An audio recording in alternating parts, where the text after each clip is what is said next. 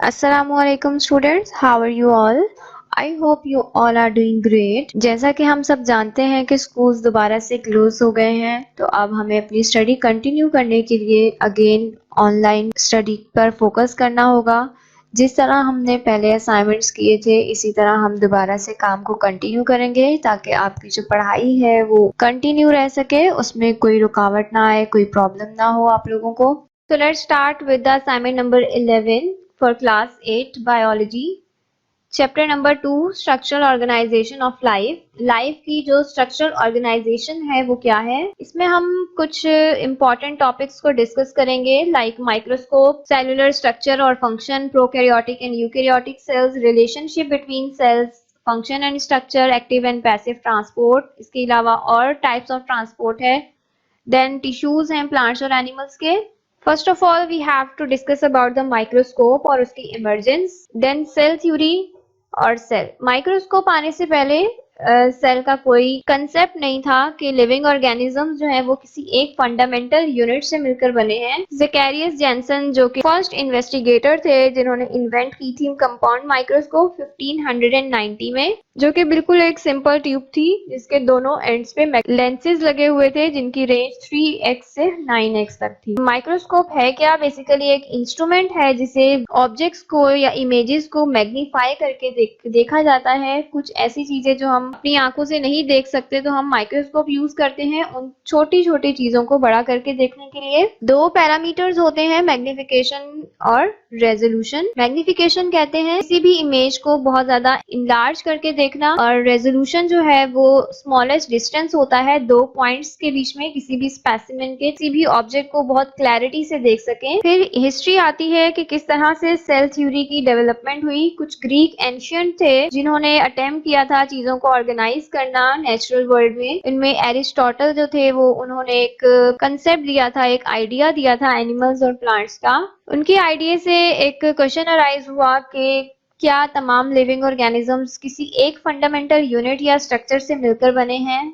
अगर ऐसा है तो वो क्या चीज है? लेकिन क्योंकि माइक्रोस्कोप प्रेजेंट नहीं था तो उस पे उसका आंसर ना मिल सका। जैसे ही माइक्रोस्कोप की इन्वेंशन हुई, बहुत से साइंटिस्ट ने ऑब्जर्वेशन स्टार्ट की और उन्हें ये पता चला कि तमाम लिविंग ऑर्गेनिजम्स एक फंडामेंटल यूनिट शेयर करते हैं जिसे सेल कहा जाता है। फिर सेल थ्योरी पेश की गई, कुछ इंपॉर्टेंट कंसेप्ट से बायो में सेल से रिलेटेड कि सेल जो है वो एक स्ट्रक्चरल और फंक्शनल यूनिट है लिविंग ऑर्गेनिजम्स के लिए। और ये थ्योरी प्रपोज की थी दो साइंटिस्ट ने 1839 में। एक बेल्जियन बॉटनिस्ट शेल्डन थे और दूसरे थे जर्मन जूलॉजिस्ट श्वान। फिर इनके बाद 1855 में रुडोल्फ वर्चू आए। इन्होंने एक पॉइंट और मजीद ऐड कर दिया था इस सेल थ्योरी में। सेल थ्योरी के कुछ मेन पोस्टुलेट्स हैं। Number 1 is cell is made up of one और मोर सेल्स। तमाम लिविंग ऑर्गेनिजम्स जो है वो एक या एक से ज्यादा सेल से मिलकर बने हैं और सेल ही इनका फंडामेंटल स्ट्रक्चरल और फंक्शनल यूनिट है। जो न्यू सेल है वो पहले से मौजूद सेल की डिवीजन से ही बनता है। और जो लास्ट पॉइंट था वो था कि सेल्स जो है वो कुछ हेरिडिटी मटेरियल रखते हैं अपने अंदर जो एक जनरेशन से दूसरी जनरेशन में पास होता है। फिर इसके बाद सेल को प्रॉपरली ऑब्जर्व किया गया, बताया गया कि सेल है क्या, इसमें क्या क्या चीजें और मजीद मौजूद हैं इस सेल के अंदर, कितने टाइप्स के सेल पाए जाते हैं लिविंग ऑर्गेनिजम्स में। सेल को बेसिक यूनिट कहा गया जो कि टिश्यूज और ऑर्गन्स में मौजूद होते हैं। यही टिश्यूज और ऑर्गन्स जो है वो सेल से ही मिलकर बने होते हैं। फिर सेल्स जो है वो दो टाइप्स के थे, प्रोकैरियोटिक सेल और यूकैरियोटिक सेल्स। प्रोकैरियोटिक सेल्स ऐसे सेल्स थे जिनमें proper nucleus, membrane bounded organelles मौजूद नहीं थे, जबकि यूकैरियोटिक सेल्स प्रॉपर न्यूक्लियस और मेम्ब्रेन बाउंडेड ऑर्गेनल्स के साथ मौजूद थे। फिर सेल में सबसे पहले स्ट्रक्चर में सबसे पहले सेल वॉल आती है। सेल वॉल एक बहुत tough, rigid, non living protective layer होती है किसी भी सेल की, जो उनकी आउटर कवरिंग कह सकते हैं हम। सेल वॉल तमाम लिविंग ऑर्गेनिजम्स में प्रेजेंट नहीं होती, बल्कि ये सिर्फ प्लांट सेल, फंजाई और एल्गी बैक्टीरिया में ही प्रेजेंट होती है। इसका जो मेन इंपॉर्टेंट फंक्शन है वो प्रोटेक्शन है, स्ट्रक्चर मेंटेन करना है और सपोर्ट प्रोवाइड करना है। आप इस पिक्चर में देख सकते हैं सेल वॉल की भी डिफरेंट मजीद लेयर्स होती हैं, primary cell wall, middle lamella और सेकेंडरी सेल वॉल। इनके बीच में प्लाज्मा मेम्ब्रेन आ जाती है। प्लाज्मा मेम्ब्रेन जो है वो सेल मेम्ब्रेन को कहते हैं। सेल मेम्ब्रेन का क्या स्ट्रक्चर है, कैसी होती है? ये प्रेजेंट होती है आउटर मोस्ट लिविंग बाउंड्री होती है सेल की, जो कि प्लाज्मा मेम्ब्रेन कहलाती है। ये फिजिकली सेपरेट कर देती है इंटरसेलुलर स्पेस को एक्स्ट्रा सेलुलर स्पेस से, मींस इनसाइड द सेल को आउटसाइड द सेल के एनवायरनमेंट से सेपरेट करती है और ये प्रोटेक्ट करती है साइटोप्लाज्म को। और साइटोप्लाज्म में मौजूद जितने भी सब्सटेंसेस हैं जिन्हें वो पास आउट कर सकती है, जितना पॉसिबल है वो पास करने में हेल्प करती है। सेल मेम्ब्रेन का जो स्ट्रक्चर था वो फ्लूइड मोज़ेक मॉडल के जरिए समझाया गया, जो कि दो साइंटिस्ट थे, एस.जे. सिंगर और जे.एल. निकोलसन। उन्होंने प्रपोज किया था 1972 में।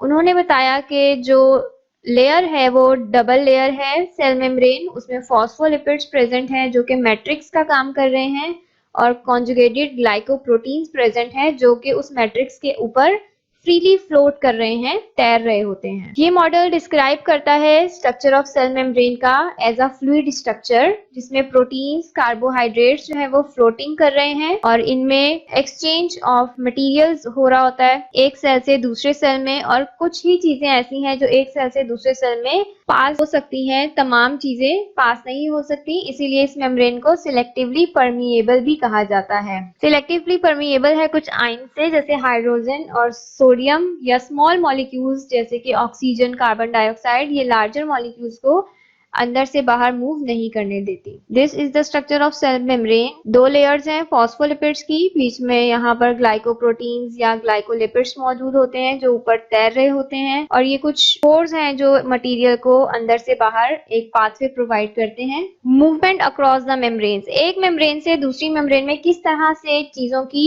मूवमेंट होती है। ऑक्सीजन, न्यूट्रिएंट्स या एक्सक्रीटरी वेस्ट प्रोडक्ट जो है वो एक सेल से दूसरे सेल में मूव हो जाते हैं कंसंट्रेशन कंट्रोल के जरिए। सेल्स में ऑक्सीजन, वाटर, हार्मोन्स या आयंस की मूवमेंट रिक्वायर्ड होती है और ये मूवमेंट होती है कुछ प्रोसेसेस से, और वो प्रोसेसेस हैं डिफ्यूजन, ऑस्मोसिस, फैसिलिटेटेड डिफ्यूजन या एक्टिव ट्रांसपोर्ट। ये होते क्या हैं, वन बाय वन हम इनको देखेंगे। डिफ्यूजन एक ऐसा प्रोसेस है जिसमें सब्सटेंस हायर कंसंट्रेशन से लोअर कंसंट्रेशन की तरफ आता है। मींस जहां पर कंसंट्रेशन ज्यादा है किसी चीज की तो वो वहां से मूव होता होता उस जगह पर आ जाएगा जहां पर उस चीज की कंसंट्रेशन कम थी। और ये क्योंकि पैसिव प्रोसेस है, इसमें एनर्जी की रिक्वायरमेंट नहीं होती। लिविंग और नॉन लिविंग मेम्ब्रेन दोनों में पॉसिबल है। लिक्विड और गैसेस इसके मीडियम है, ये सॉलिड्स में नहीं होती डिफ्यूजन। ऑस्मोसिस जो है वो मूवमेंट ऑफ वाटर मॉलिक्यूल्स है from dilute solution to concentrated solution, dilute से कंसंट्रेटेड सॉल्यूशन की तरफ जाना। ये भी पैसिव ट्रांसपोर्ट है, पैसिव प्रोसेस है, इसमें भी एनर्जी की कोई रिक्वायरमेंट नहीं होती। अक्सर सेल मेम्ब्रेन्स जो है वो अलाउ करते हैं मॉलिक्यूल्स को, वाटर मॉलिक्यूल्स को अपने अंदर से पास होना, लेकिन ये कुछ डिसॉल्व सब्सटेंसेस को अलाउ नहीं करते, जैसे कि सॉल्ट या शुगर है, उनको मेम्ब्रेन से पास आउट होना। फैसिलिटेटेड डिफ्यूजन एक स्पेशल फॉर्म है डिफ्यूजन की, जो कि rapid exchange of specific substances करती है। कुछ पार्टिकल्स होते हैं जो कैरियर प्रोटीन्स लेकर आता है और उनकी शेप चेंज करने के बाद फिर वो उसको वहां से पास आउट होने में हेल्प करता है, फैसिलिटेट कर देता है। बेसिकली ये डिफ्यूजन एक फैसिलिटेटेड बन जाती है। एक्टिव ट्रांसपोर्ट है movement of substances against a concentration gradient. Concentration gradient के अगेंस्ट जाके जो मूवमेंट हो रही है, क्योंकि वो अगेंस्ट जा रहा है तो उसके लिए हमें एनर्जी की रिक्वायरमेंट ज्यादा होगी, एनर्जी चाहिए होगी, तो ये पैसिव ट्रांसपोर्ट नहीं कहलाएगी बल्कि ये एक्टिव ट्रांसपोर्ट हो जाएगी। यहाँ हम लो से हायर कंसंट्रेशन पे जा रहे हैं, जहां हम हायर से लोअर पर आए थे तो हमने उसे डिफ्यूजन का नाम दिया था। एक्टिव ट्रांसपोर्ट में लोअर से हायर पे जाते हैं तो एनर्जी की रिक्वायरमेंट होती है। सेल ऑर्गेनल्स हैं, कुछ सेल के अंदर मौजूद डिफरेंट ऑर्गेनल्स जिनका डिफरेंट फंक्शन मौजूद है। सबसे पहले तो है साइटोप्लाज्म, जो कि बिल्कुल जेली लाइक सब्सटेंस होता है, सेल के अंदर फिल होता है और इसमें 90% वाटर मौजूद होता है। इसके अलावा कुछ न्यूट्रिएंट्स और वेस्ट प्रोडक्ट भी डिसॉल्व इसमें मौजूद होता है। इसका कुछ स्पेसिफिक फंक्शन होता है ऑर्गेनल्स के साथ, और ये नरिश करता है सेल को सॉल्ट्स और शुगर्स और कुछ मेटाबॉलिक रिएक्शंस करके। साइटोप्लाज्म के अंदर ही न्यूक्लियस मौजूद है, जो कि एक लार्जेस्ट ऑर्गेनल है सेल का। इसके अंदर जेनेटिक इंफॉर्मेशन मौजूद होती है, डीएनए मौजूद होता है। न्यूक्लियस कवर्ड होता है दो फॉस्फोलिपिड की मेम्ब्रेन से, जिसे न्यूक्लियर एनवेलप कहा जाता है, जिसका फंक्शन होता है न्यूक्लियस को सेपरेट करना उसके कंटेंट से, मींस के साइटोप्लाज्म से सेपरेट कर देता है और इसमें कुछ न्यूक्लियर पोर्स मौजूद होते हैं, छोटे छोटे से सुराख मौजूद होते हैं न्यूक्लियर एनवेलप के अंदर, जो कि हेल्प करते हैं एक्सचेंज ऑफ मटेरियल्स को रेगुलेट करने में, जैसे कि आरएनए या प्रोटीन्स हैं जो साइटोप्लाज्म और न्यूक्लियस के बीच में पास होते हैं। Inside the nuclear envelope granular fluid is present called nucleoplasm. Nuclear envelope के अंदर कुछ फ्लूइड मौजूद होता है जिसे न्यूक्लियोप्लाज्म कहते हैं। फिर न्यूक्लियस के अंदर एक एग्रीगेशन होती है आरएनए की जिसे न्यूक्लियोलस कहा जाता है। एक न्यूक्लियस के अंदर भी एक छोटा सा राउंडेड स्ट्रक्चर मौजूद होता है और जो नॉन डिवाइडिंग सेल हैं उनमें जेनेटिक मटेरियल पाया जाता है नेटवर्क फॉर्म में, जिसे क्रोमैटिन नेटवर्क कहा जाता है। यहाँ हम न्यूक्लियस का स्ट्रक्चर देख सकते हैं। न्यूक्लियर मेम्ब्रेन है, इसमें कुछ पोर्स प्रेजेंट है, इन पोर्स के अंदर फिर डीएनए या क्रोमैटिन नेटवर्क मौजूद है, न्यूक्लियोलस मौजूद है। Mitochondria is another organelle found in the cell. It is a membrane bounded organelle जो कि सिर्फ यूकैरियोटिक सेल्स में पाया जाता है। इसकी भी दो फॉस्फोलिपिड्स की बाइलेयर्स मौजूद होती हैं, आउटर मेम्ब्रेन और इनर मेम्ब्रेन। इनर मेम्ब्रेन जो है वो कुछ फोर्स पर मुश्तमिल होती है, कुछ फोर्स यहाँ मौजूद हैं जिसे क्रिस्टी कहा गया है। Inside the inner membrane is jelly like substance called matrix, और इसके अंदर कुछ जेली लाइक सब्सटेंस मौजूद होता है जिसे मैट्रिक्स कहते हैं। ये फोर्स क्रिस्टी हैं और अंदर का जो सब्सटेंस है वो मैट्रिक्स कहलाता है। इसके अलावा इसका जो मेन फंक्शन है वो है प्रोडक्शन ऑफ पावर। इसे power house of the cell भी कहा जाता है। जितनी भी energy in the form of ATP बनती है वो माइटोकॉन्ड्रिया की जिम्मेदारी होती है एनर्जी प्रोड्यूस करना। Endoplasmic reticulum is an organelle found in eukaryotic cells only. इसकी भी डबल मेम्ब्रेन है, network of hollow tubes, flattened sheet and round sacs. इसकी जो फोर्स हैं, होलो फोर्स या सैक्स, उन्हें सिस्टर्नी कहते हैं और ये लोकेटेड होता है साइटोप्लाज्म में और ये कनेक्ट होता है न्यूक्लियर एनवेलप के साथ, बिल्कुल न्यूक्लियर एनवेलप के साथ जुड़ा हुआ मौजूद होता है। दो टाइप्स के होते हैं एंडोप्लाज्मिक रेटिकुलम, स्मूथ और रफ। स्मूथ एंडोप्लाज्मिक रेटिकुलम में राइबोसोम्स अटैच नहीं होते और ये इन्वॉल्व होते हैं सिंथेसिस ऑफ लिपिड्स में, ऑयल्स या फॉस्फोलिपिड्स या स्टेरॉइड्स में, और इनकी रिस्पॉन्सिबिलिटी होती है मेटाबॉलिज्म ऑफ कार्बोहाइड्रेट्स और regulation of calcium concentration and detoxification की। जबकि जो रफ एंडोप्लाज्मिक रेटिकुलम है उनके ऊपर छोटे छोटे से राइबोसोम्स प्रेजेंट होते हैं और ये सिर्फ प्रोटीन सिंथेसिस का काम करते हैं। इनकी रिस्पॉन्सिबिलिटी प्रोटीन सिंथेसिस की होती है। यहाँ आप देख सकते हैं ये न्यूक्लियस है और ये न्यूक्लियस के अराउंड मौजूद होते हैं। Ribosomes composed of RNA and protein. Ribosomes जो है वो आरएनए और प्रोटीन से मिलकर बने हैं और ये साइटोप्लाज्म में मौजूद होते हैं जहां पर प्रोटीन सिंथेसिस हो रही होती है। मेनली सिंगल ही प्रेजेंट होते हैं, कभी कभार ये ग्रुप्स में भी प्रेजेंट होते हैं और ये एंडोप्लाज्मिक रेटिकुलम के साथ अटैच्ड होते हैं। इन्हीं की वजह से एंडोप्लाज्मिक रेटिकुलम रफ हमें दिखता है, जिसे हम रफ एंडोप्लाज्मिक रेटिकुलम का नाम देते हैं। देन गोल्गी बॉडीज हैं, इन्हें डिस्कवर किया था एक इटालियन फिजिशियन थे, कैमिलो गोल्गी। इसी पर इसका नाम गोल्गी अपरेटिस या गोल्गी बॉडीज रखा गया। इसका मेन फंक्शन जो है वो ट्रांसपोर्ट करना है प्रोटीन्स को। जहां पर भी प्रोटीन सिंथेसाइज होती है वहां से इसकी ट्रांसफरेंस का काम गोल्गी बॉडीज का होता है। इस डायग्राम में हम देख सकते हैं न्यूक्लियस है, न्यूक्लियस के बाहर एंडोप्लाज्मिक रेटिकुलम है। इस एंडोप्लाज्मिक रेटिकुलम में राइबोसोम्स प्रेजेंट है जो कि प्रोटीन सिंथेसिस का काम करते हैं। यही प्रोटीन सिंथेसिस जो है ये गोल्गी बॉडीज के अंदर एंटर होते हैं और यहाँ से होने के बाद ये फिर एक सेल से दूसरे सेल में ट्रांसफर हो जाते हैं। वैक्यूल्स जो है कुछ फ्लूइड फिल्ड स्पेसेस होती हैं साइटोप्लाज्म ऑफ प्लांट सेल में, बट बहुत छोटी होती हैं और एनिमल सेल में बहुत रेयरली प्रेजेंट होते हैं। प्लांट सेल में एक ही वैक्यूल, लार्ज वैक्यूल प्रेजेंट होता है। इसका जो काम है सेल सेप कंटेन करना है लिक्विड फॉर्म में, जो कि वाटर, मिनरल, सॉल्ट, शुगर और अमाइनो एसिड्स से मिलकर बना होता है वो लिक्विड, जो कि इन वैक्यूल्स के अंदर स्टोर हो जाता है। प्लास्टिड्स हैं, प्लास्टिड्स जो है वो साइटोप्लाज्मिक मेजर ऑर्गेनल होते हैं जो सिर्फ प्लांट सेल और एल्गी सेल में ही पाए जाते हैं। ये साइट है manufacturing and storage of important chemical compounds जो कि सेल यूज करता है। इसके अलावा कुछ पिगमेंट्स फोटोसिंथेसिस में यूज होते हैं वो इसमें मौजूद होते हैं। 3 तरह के पिगमेंट्स हैं, क्लोरोप्लास्ट, क्रोमोप्लास्ट और ल्यूकोप्लास्ट। क्रोमोप्लास्ट ग्रीन कलर के प्लास्टिड्स होते हैं, क्रोमोप्लास्ट रेड होते हैं, ऑरेंज होते हैं, येलो होते हैं, जो कि हमें फ्रूट्स में, फ्लावर्स में नजर आ रहा होता है कलर प्लांट्स का, वो क्रोमोप्लास्ट की वजह से होता है। और ल्यूकोप्लास्ट जो है वो कलरलेस प्लास्टिड्स है, उनका कोई कलर नहीं होता। That chloroplast double membrane organelle है। Double membrane gel like substance इसमें प्रेजेंट होता है जिसे स्ट्रोमा कहा जाता है। इस स्ट्रोमा के अंदर ग्रेनम मौजूद होते हैं। ये जो ग्रेनम है ये तमाम मिलकर थाइलाकॉइड बनाते हैं और इनके अंदर प्रोसेस होता है फोटोसिंथेसिस का। यही थाइलाकॉइड जो है वो ग्रीन पिगमेंट्स कैरी करते हैं, क्लोरोफिल, और इन्हीं में फोटोसिंथेसिस के लिए लाइट ट्रैप होती है और सारा फंक्शन इसमें होता है। लास्ट टॉपिक है हमारा प्लांट्स और एनिमल टिश्यूज का। टिश्यूज बेसिकली कहते हैं ग्रुप ऑफ सिमिलर सेल्स जो कि मिलकर एक पर्टिकुलर फंक्शन परफॉर्म करते हैं जिसे टिश्यू कहा जाता है। एनिमल्स या ह्यूमंस में मल्टीसेलुलर एनिमल्स जो है वो 4 बेसिक एनिमल टिश्यूज हैं। उनमें epithelial tissue, connective tissue, muscular tissue और नर्वस टिश्यू। एपिथेलियल टिश्यूज जो है वो कवर करते हैं बॉडी सरफेस को, lines the spaces inside the body or forms glands, outer layer of your skin। ये तमाम स्मॉल इंटेस्टाइन की जो लाइनिंग है वो भी, और जो डिफरेंट ऑर्गन्स होते हैं उनकी जो लाइनिंग है वो भी एपिथेलियल टिश्यूज से मिलकर बनी है। कनेक्टिव टिश्यूज जो है वो कनेक्ट करते हैं, बाइंड करते हैं डिफरेंट टाइप्स ऑफ सेल्स को।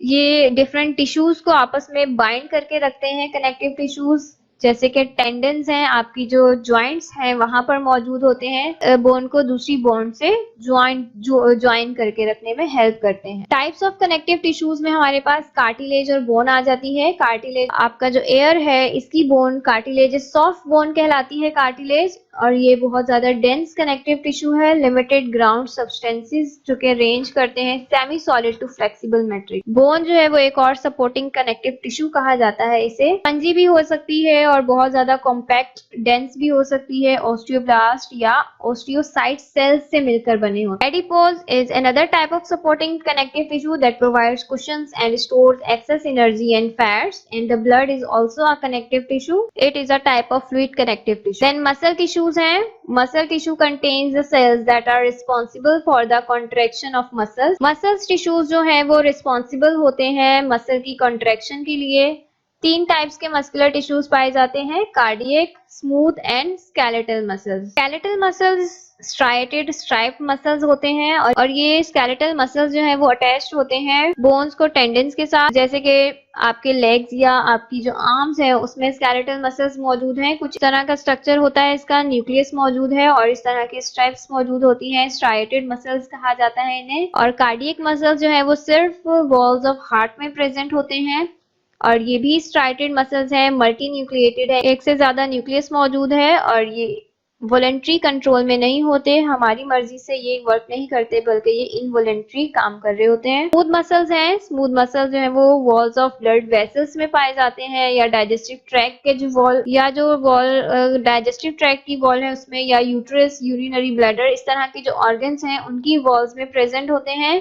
अनस्ट्राइप्ड होते हैं, बीच में एक सिंगल न्यूक्लियस प्रेजेंट होता है इनके, और ये भी हमारे कंट्रोल में नहीं होते, ये भी अनकॉन्शियसली ही वर्क कर रहे होते हैं। देन नर्वस टिश्यूज हैं। नर्वस टिश्यूज न्यूरॉन्स से मिलकर बने होते हैं जो कि इंफॉर्मेशन को ट्रांसमिट करते हैं एक सेल से दूसरे सेल में, और ये नर्वस टिश्यूज प्रेजेंट होते हैं ब्रेन, स्पाइनल कॉर्ड और नर्व्स में। कोऑर्डिनेशन और कंट्रोलिंग इनका मेन फंक्शन होता है, मेन इनकी रिस्पॉन्सिबिलिटी होती है बॉडी एक्टिविटीज में। देन प्लांट टिश्यूज हैं। प्लांट टिश्यूज बिल्कुल इसी तरह जैसे एनिमल्स में मौजूद थे, ग्रुप ऑफ सिमिलर सेल्स मिलकर टिश्यूज बनाते हैं। इनकी कुछ पर्टिकुलर कैरेक्टरिस्टिक्स होते हैं जैसे कि फोटोसिंथेसिस का फंक्शन परफॉर्म करना या ट्रांसपोर्ट या रेस्पिरेशन।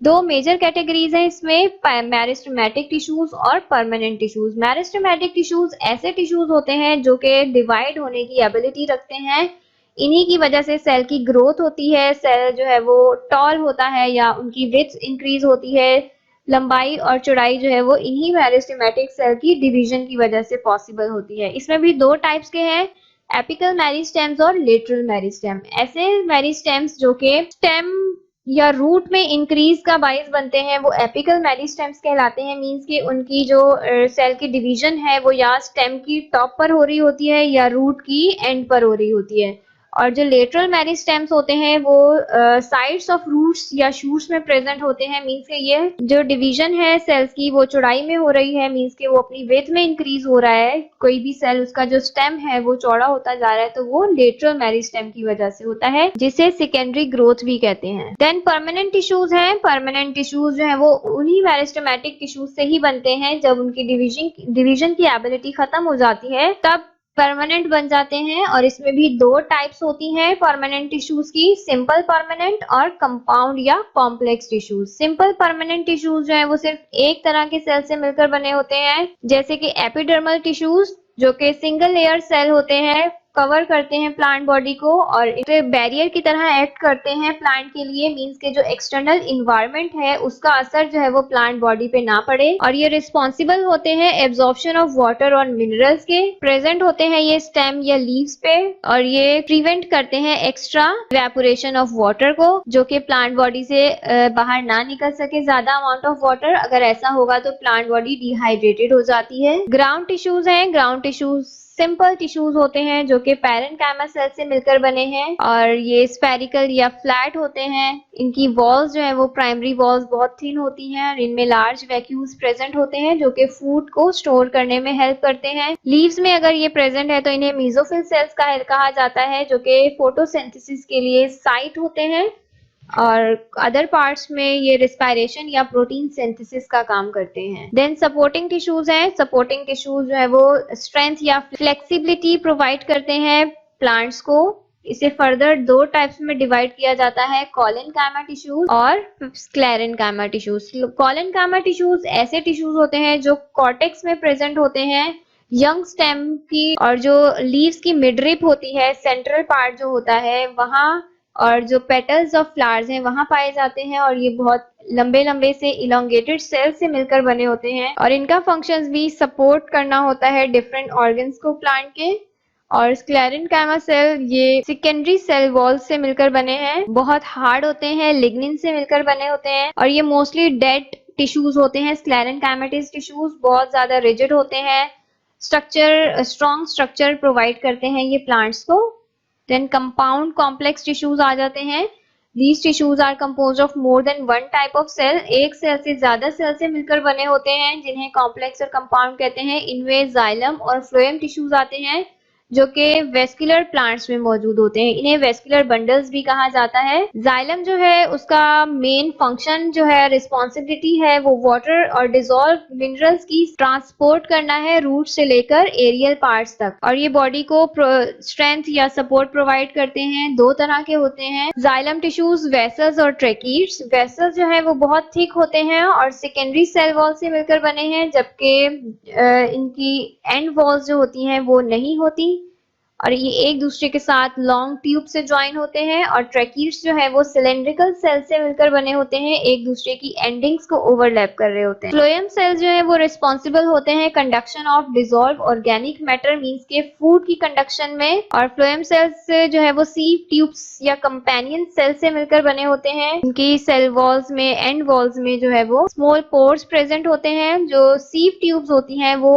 ज्वाइन होती हैं एक दूसरे से और लंबी सीव ट्यूब्स बना लेते हैं। जैसे हमारी स्ट्रॉ होती है, स्ट्रॉ आप लोगों ने देखी है, वही काम जो है वो सीव ट्यूब्स का होता है। एक के ऊपर एक सीव ट्यूब अटैच होती है, ज्वाइन होती है और एक इलोंगेटेड स्ट्रक्चर बनाती है।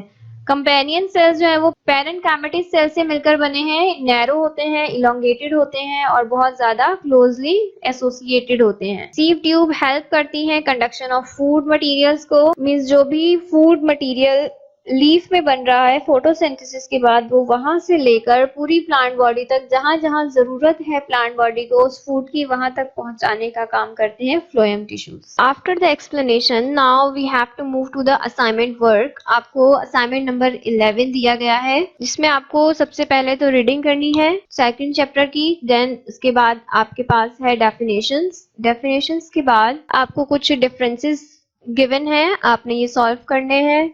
देन शॉर्ट आंसरिंग क्वेश्चंस हैं, उसके बाद लॉन्ग आंसरिंग क्वेश्चंस हैं। सो टास्क नंबर 1 हम कर चुके हैं, आप अगेन इसे रीड कर लीजिएगा। देन कॉपी वर्क है, आप टाइटल पेज बनाएंगे कॉपी का और डेफिनेशन स्टार्ट करेंगे। आपके पास 6 डेफिनेशंस हैं। Number 1 is tissue, a group of similar cells having same structure performing similar function. Nucleoplasm, it is a protoplasm type substance that is present throughout the cell body outside the nucleus. Cyclosis, the circulation of protoplasm within a cell. Cytokinesis, changes occurring in the cytoplasm of the cell outside the nucleus during cell division. Resolution, the smallest distance between 2 points on a specimen that can still be distinguished as 2 separate objects. Magnification, the enlargement of an image is called magnification. Task number 3, distinguish between the following. Number 1 is prokaryotic and eukaryotic cell. Heading डालेंगे nucleus. Nucleus is present without membrane and nucleus is present with membrane. Membrane bounded organelles are absent. Membrane bounded organelles are present. Ribosomes are present in smaller size. Ribosomes are larger in size.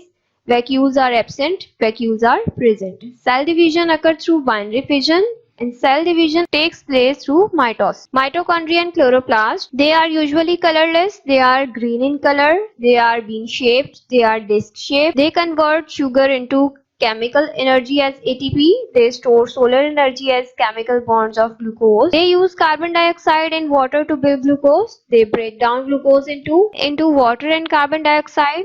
They are found in all eukaryotic cells and they are found in plants and algal cells. Electron microscope and simple compound microscope. Illuminating source is beam of electrons. Illuminating source is light. Heavy and large in size, smaller and lighter. Lenses used. Lenses are made up of electromagnets. Lenses are made up of glass. High magnification power, low magnification power, more complex, less complex. Animal and plant cell. It is oval or spherical in shape. It is rectangular or polygonal. Cell wall is absent. Cell wall is present. Small and many vacuoles are present. Large and one vacuole is present. Chloroplast is absent. Chloroplast is present. Nucleus is present in center of cell. And nucleus is present at one side. Task number 4, short answering question. Question number 1 is why mitochondria is called powerhouse of the cell. Mitochondria are cell organelles present in the eukaryotic cells. They are involved in cellular respiration. They release energy from food. They generate energy with rich molecule ATP from cellular respiration, which is later used for other processes. Hence, mitochondria are called as powerhouse of the cell. Why cell membrane is semi-permeable in nature? All living cells are surrounded by a double layered membrane. This membrane is semi-permeable. It allows the movement of only selected molecules across it. Why cell is considered as the structural and functional unit of life? A cell is defined as the smallest basic unit of life that is responsible for all the life's processes. Cells are the structural, functional, and biological units of all living beings. A cell can replicate itself independently. Hence, they are known as the building blocks of life. Describe briefly structure and function of cell wall. Cell wall is a tough, rigid, non-living and permeable protective layer. In plants, the cell wall is composed of cellulose. It may consist up to 3 layers that help to support the plant. These layers include the middle lamella, the primary cell wall and the secondary cell wall. Function. The main function of cell wall is to protect the inner parts of the plant cell. It gives plant cells a more uniform and regular shape and provides support for plant body. Who proposed cell theory? Also write postulates of cell theory. A Belgian botanist Celadon, the German zoologist Schwann, and a German physician Rudolf Virchow proposed cell theory. Postulates. All living organisms are made up of one or more cells. The cell is the fundamental unit of structure and function in all living organisms. The new cell is derived from pre-existing cell, dividing into two by cell division. The cell contains the hereditary material which is passed from generation to generation. Write short note on endoplasmic reticulum. Endoplasmic reticulum is an organelle found in eukaryotic cells only. The ER has a double membrane consisting of a network of hollow tubes, flattened sheets and round sacs. These flattened hollow folds and sacs are called cisternae. The endoplasmic reticulum is located in the cytoplasm and is connected to the nuclear envelope. Types: there are two types of endoplasmic reticulum: smooth endoplasmic reticulum and rough endoplasmic reticulum. Smooth ER does not have any ribosome attached. It is involved in the synthesis of lipids, including oils, phospholipids, and steroids. Rough endoplasmic reticulum is covered with ribosomes, giving the endoplasmic reticulum its rough appearance. It is responsible for protein synthesis and plays a role in membrane production. Why mitosis is necessary for growth? Mitosis plays an important role in the life of an organism. It is responsible for development and growth of organisms by increasing exact copies of cells. The production of new somatic cells such as blood cells depend on mitosis. The healing wounds, repair of damaged tissues also dependent upon the mitotic division. Briefly describe meristematic tissues in plants. These tissues are composed of cells which have the ability to divide. The cells are thin-walled, have large nucleus and a number of small vacuoles. Usually they do not have intercellular spaces, so the cells are arranged compactly. Types of meristematic tissues. There are two main types of meristematic tissues: apical meristems and lateral meristems.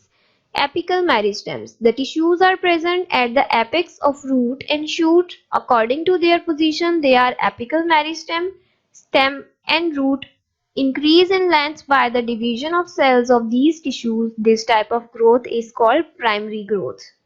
Lateral meristems. These tissues are located on the lateral sides of the roots and shoots. By dividing, they are responsible for increase in width of plant cells, plant parts. This growth is called secondary growth. Task number 5 is detailed answering questions. Number 1 is describe structure and function of nucleus with the help of diagram. Nucleus is defined as a double membrane eukaryotic cell organelle that contains the genetic material. Structure. Nucleus has a spherical shape. It is covered by two phospholipid membranes known as nuclear envelope that separates the nucleus and its contents from the cytoplasm. Nuclear pores are found in the nuclear envelope. Inside nuclear envelope, a granular fluid is present called nucleoplasm. In nucleus, an aggregation of RNA is also present called nucleolus. The genetic material is also present in the form of network is called chromatin network. Function. Nucleus performs many important functions. They are as follows. Nucleus helps in maintaining the security of the genes. It controls the functions of cell. It controls heredity traits of the organism. It controls the synthesis of enzymes. This is the diagram of nucleus. The nuclear envelope, nucleoplasm, nucleolus, chromatin material, endoplasmic reticulum, nuclear pores. Describe various stages of mitosis with diagram. Mitosis, the type of cell division in which a parent cell divided into two daughter cells in a way that the number of chromosomes in the daughter cells remains the same as in the parent cell. Mitosis एक cell division की type है जिसमें parent cell divide होता है to daughter cells में, means एक cell से दो सेल्स बन जाते हैं और नंबर ऑफ क्रोमोसोम्स दोनों में सिमिलर रहते हैं जितने पेरेंट सेल में थे। 4 स्टेजेस हैं माइटोसिस की: prophase, metaphase, anaphase, telophase. Prophase, the chromatin material condenses, thick coiled thread-like structure appears called chromosomes. The nuclear membrane gradually disappear. जैसे ही डिवीजन का फर्स्ट प्रोफेज स्टार्ट होता है उसमें मौजूद क्रोमेटिन मटेरियल कंडेंस हो जाता है, थिक हो जाता है, थ्रेड लाइक स्ट्रक्चर बनता है, बीडीड अपीयरेंस होती है क्रोमोसोम्स की और न्यूक्लियर मेम्ब्रेन जो है वो आहिस्ता आहिस्ता डिसअपियर होना स्टार्ट होती है। देन नेक्स्ट फेज आता है metaphase. During this phase each chromosome arranges itself on the equator of the spindle. Each chromosome is attached to separate spindle fibre by its centromere. Next phase में chromosomes जो हैं वो खुद को equator की line में अरेंज कर लेते हैं, बिल्कुल centre of the cell arrange करते हैं और दोनों पोल्स जो हैं सेल के वहां पर स्पिंडल फाइबर्स की अराइजिंग होती है, वहां से वो अपने आप को क्रोमोसोम्स के साथ अटैच कर लेते हैं। देन एनाफेज स्टार्ट होता है। In this phase the spindle fibre contract, the chromosome separates from each other and begin to move towards the other pole. Spindle fibre contract होना स्टार्ट होते हैं अपने अपने पोल की तरफ, और फिर क्रोमोसोम्स जो हैं वो एक दूसरे से सेपरेट हो जाते हैं और उस पोल की तरफ मूव हो जाते हैं। देन टीलोफेज है। This is a stage when the chromatids now called chromosomes, chromatids जो कि अब क्रोमोसोम्स कहलाए जाते हैं, each pole receives the same number of chromosomes as were present in the parent cell. हर पोल पर सेम नंबर ऑफ क्रोमोसोम्स जाते हैं जैसे कि पेरेंट सेल में मौजूद थे, और न्यूक्लियर मेम्ब्रेन दोबारा से रीफॉर्म हो जाती है। Here is the diagram. सबसे पहले इंटरफेज होता है प्रोफेज से भी पहले, वहां पर हमें क्रोमोसोम्स जो है वो इस तरह से क्रोमैटिन नेटवर्क की फॉर्म में नजर आते हैं। देन प्रोफेज स्टार्ट होता है जहां पर ये क्रोमैटिन नेटवर्क कंडेंस होकर हमें क्रोमोसोम्स की शक्ल में दिखता है। देन न्यूक्लियर मेम्ब्रेन यहाँ से डिसअपियर होना स्टार्ट हुई है। मेटाफेज में यही क्रोमोसोम्स इक्वेटर में अरेंज हो गए हैं। This line is equator line and these are the spindle fibres arising from the both poles. फिर नेक्स्ट फेज में यही स्पिंडल फाइबर कॉन्ट्रैक्ट होते हैं और ये जो दो क्रोमैटिड्स हैं इनको सेपरेट कर दिया जाता है, और आधे जो है वो ऊपर चले जाते हैं और आधे क्रोमोसोम्स नीचे की तरफ आ जाते हैं। इसके बाद फिर इनके अराउंड जो है वो न्यूक्लियर मेम्ब्रेन दोबारा से रीफॉर्म हो जाती है, और ये सेल जो है वो आहिस्ता आहिस्ता यहाँ से भी डिटैच हो जाएगा और एक सेल से दो सेल्स डिवाइड हो जाएंगे। Describe in detail permanent tissues in plants. Permanent tissues originate from meristematic tissues. The cells of these tissues do not have ability to divide and may have intercellular spaces in between them. There are two types of permanent tissues: simple permanent tissue and compound or complex tissue. Simple permanent tissues. Simple permanent tissues are made up of only one type of cell. Simple permanent tissues are further divided into three types: epidermal tissue, ground tissue, and supporting tissue. Epidermal tissues. These are composed of single layer of cells and they cover plant body. They also have some specialized structure that perform specific function. For example, root hairs and stomata. Ground tissues are simple tissues made up of parenchyma cells. Parenchyma cells, they have thin primary cell walls and have large vacuoles for storage of food. And the supporting tissues, these tissues provide strength and flexibility to plants. They are further of two types: collenchyma and sclerenchyma. Compound complex tissues, a plant tissue composed of more than one type of cell is called compound or complex tissues. There are two types of compound tissues, xylem and phloem. Xylem tissues is responsible for the transport of water and dissolved substances from roots to the aerial parts. They also provide support to plant body.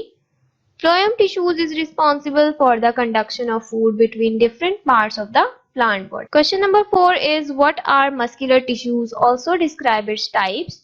Muscular tissues contains the cells that are responsible for contraction of muscles. Types of muscular tissues. There are three types of muscular tissues: cardiac muscle, smooth muscles, and skeletal muscles. Cardiac muscle. Cardiac muscle is found only in walls of the heart. They are striated or striped. They are involuntary muscles. Skeletal muscles is attached to bones. They are striated or striped muscles. The muscles in your legs and your arms are skeletal muscles. Smooth muscle is found in the walls of blood vessels, wall of digestive tract, urinary bladder. Smooth muscle is unstriped, unstriated, involuntary. Objectives के लिए आपको पूरा chapter complete read करना होगा। Exams में जो भी objectives आएंगे वो आपके चैप्टर से ही रिलेटेड होंगे। I hope this video will help you to complete your assignment. Thank you for watching. अल्लाह हाफिज।